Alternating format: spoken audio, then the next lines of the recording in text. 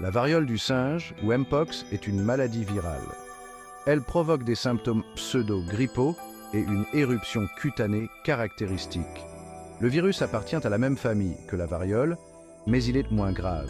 La variole du singe est une zoonose se transmettant des animaux aux humains. On la trouve principalement en Afrique centrale et occidentale. Des flambées récentes se sont produites dans d'autres parties du monde. Comprendre sa propagation et se protéger est crucial. La transmission de la variole du singe se fait par contact étroit avec des animaux ou des humains infectés. Les animaux infectés peuvent inclure des rongeurs, des primates et d'autres mammifères. Le contact peut se faire par des morsures, des griffures ou la manipulation de produits animaux infectés. La transmission interhumaine se fait par contact direct avec des fluides corporels tels que la salive, les gouttelettes respiratoires ou le pus de l'éruption cutanée caractéristique. Le contact avec des matériaux contaminés comme les vêtements, la literie ou les surfaces peut également propager le virus. Il est essentiel de noter que la variole du singe n'est pas une infection sexuellement transmissible au sens traditionnel du terme.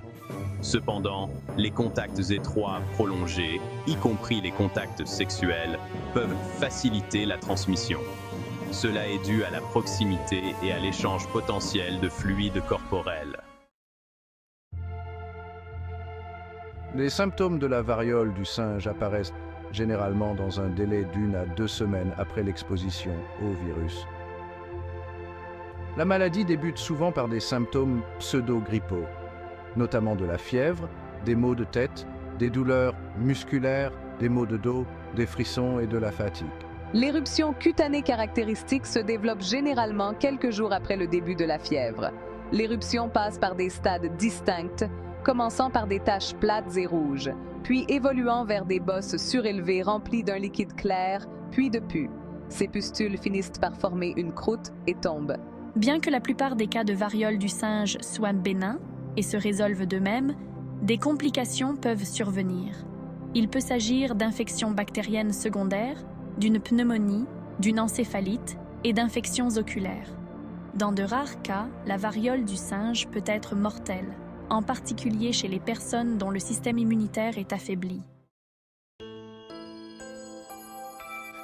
Section 4. Diagnostic et traitement. Consultez un médecin. Le diagnostic repose sur une évaluation clinique et des tests en laboratoire. Les professionnels de santé prennent en compte les symptômes et les antécédents de voyage. La confirmation est effectuée par un test PCR.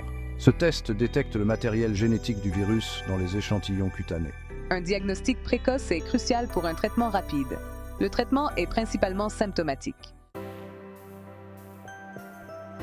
Section 5. Prévention, se protéger et protéger les autres. La prévention de la transmission de la variole du singe passe par une combinaison d'hygiène personnelle, de pratiques sûres et de vaccination. Il est essentiel de se laver les mains fréquemment à l'eau et au savon ou d'utiliser un désinfectant pour les mains à base d'alcool. Il est essentiel d'éviter tout contact avec les animaux malades, en particulier les rongeurs et les primates, dans les zones d'endémie. Si le contact avec des animaux est inévitable, le port de vêtements de protection tels que des gants et des masques peut réduire le risque de transmission. La vaccination est un outil essentiel pour prévenir la variole du singe. Le vaccin contre la variole, bien qu'il ne soit pas spécifiquement conçu pour la variole du singe, offre une certaine protection croisée contre le virus. La vaccination est généralement recommandée pour les professionnels de santé, le personnel de laboratoire et les personnes potentiellement exposées au risque. Section 6. Flambées épidémiques et changements de nom. Lutter contre la stigmatisation. Les récentes flambées de variole du singe en dehors des zones d'endémie ont suscité des inquiétudes au niveau mondial. Ces flambées ont mis en évidence l'importance de la surveillance et de la collaboration internationale. En 2023, l'OMS a renommé la variole du singe en Mpox pour répondre aux préoccupations de stigmatisation. Le nouveau nom se veut plus neutre et plus précis. Ce changement reflète l'importance d'utiliser un langage sensible et respectueux. N'oubliez pas de vous abonner pour plus d'informations dans le monde médical. À bientôt et prenez soin de vous.